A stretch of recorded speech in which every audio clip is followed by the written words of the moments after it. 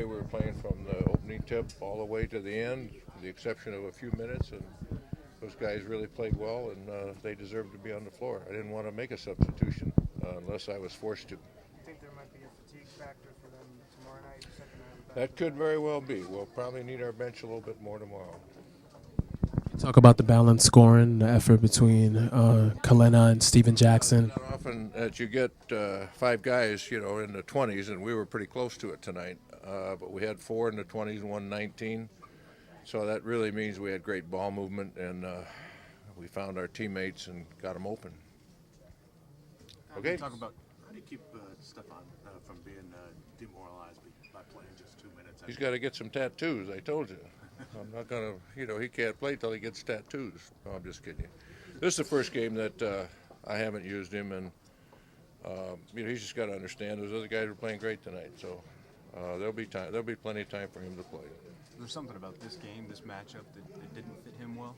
No, he was fine. I went with veteran guys. I thought it was a game that was winnable for us, and I thought we had to really go after it, stay consistent the whole game.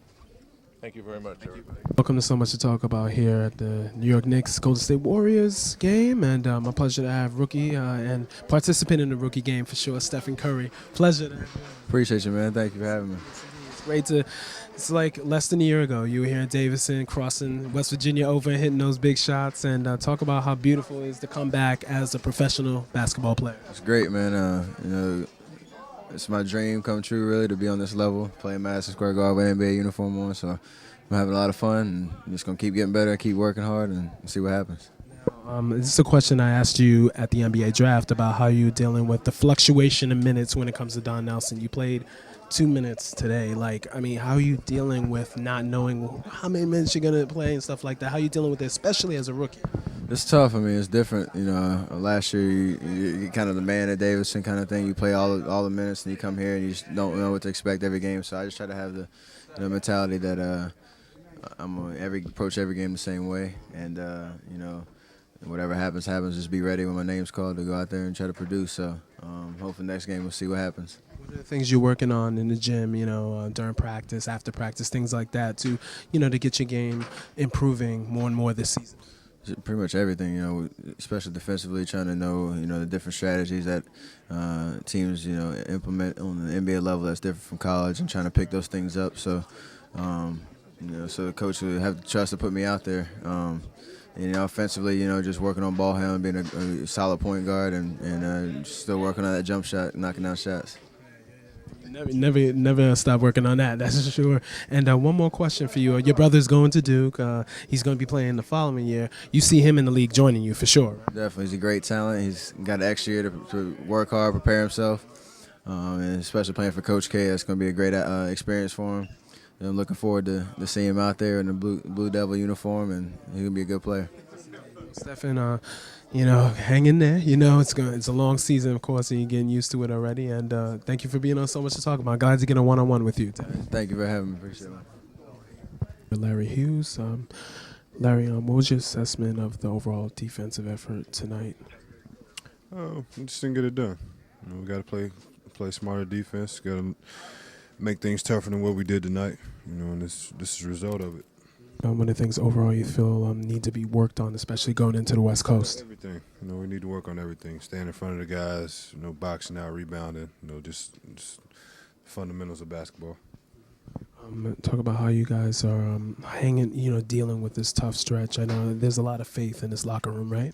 Well, you have to play the games. Nobody's going to make it easy for us. Nobody's going to give anything to us. So you just come out and, try to stay focused on what we want to do, and play the games. Also, too, Larry, I wanted to talk about just in general, you've shown a lot of versatility in your NBA career, and, you've moved around from different teams to teams. So talk about how have you kept yourself up and motivated throughout your career? Well, it's just a job right now for me. Obviously getting into the league, as a young guy, you just, it's all fun. But, once you learn the ins and outs of the NBA game, you have to really approach it like a business and really approach it like, this is what I do and this is my job. So that's pretty much what keeps me motivated, is to come to work every day and get the most out of myself. Larry, thank you for your time, and I think things will turn around for sure. Just keep on doing what you're doing. I appreciate it. David, how can you turn it around for the West Coast swing coming up? Well, starts Wednesday with Indiana. That's the first game. We owe those guys one. They beat us here. And that was a game we shouldn't have lost here at our place, so we need to go on the road and steal one from them. David, what's it going to take for you guys to turn this around? I mean, we're just going to need to figure out where we're going wrong and fix it. I mean, if we continue playing the way we're playing now,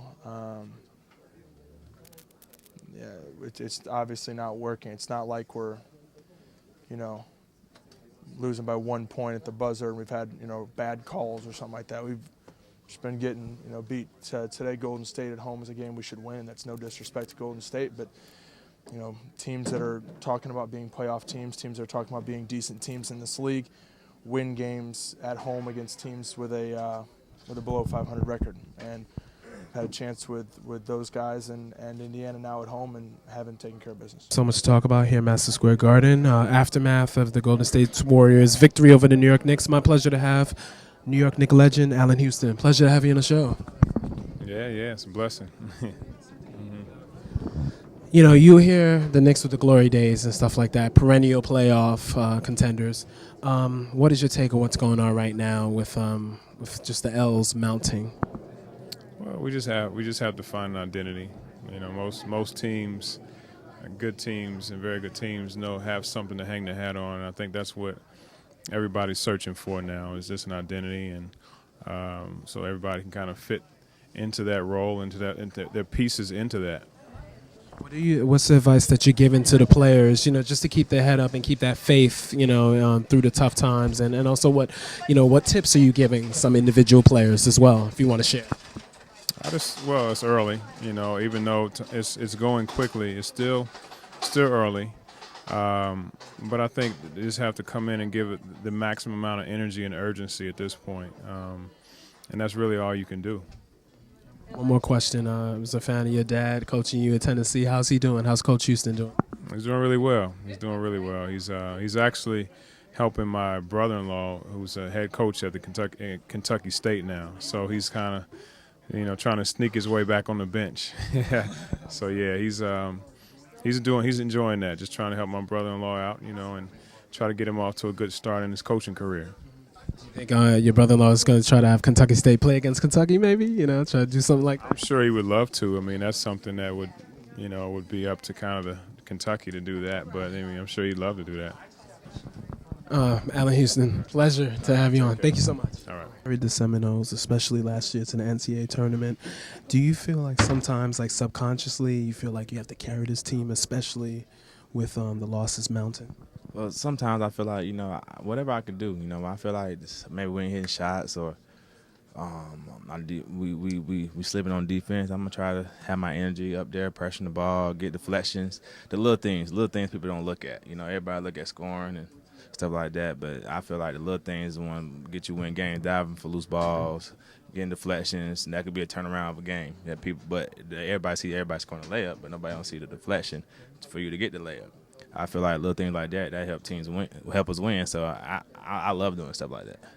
Talk about the adjustments you have to make to the lifestyle. I mean, it's only been a month, but it's been a different month for sure. We played 10 games, and I'm like, wow, it's the 10th game, and I got 70-something more left to go. I gotta stay healthy and just Marathon.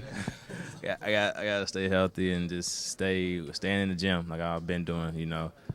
Don't never stop working. I'll never get complacent, no matter what. I feel like I want to be a great basketball player and do that. Always be a student of the game and always have a good work ethic.